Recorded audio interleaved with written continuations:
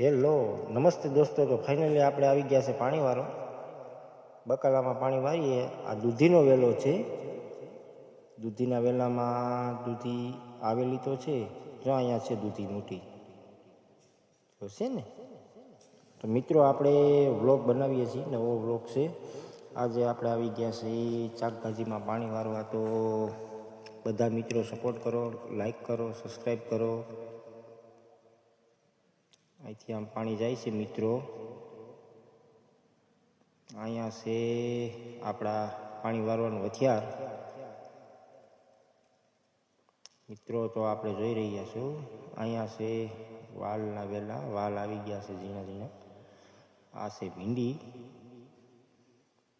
તો બધા મિત્રો લાઈક અને સબસ્ક્રાઈબ કરવાનું ભૂલતા નહીં. અહીંયા સોરા છે મિત્રો.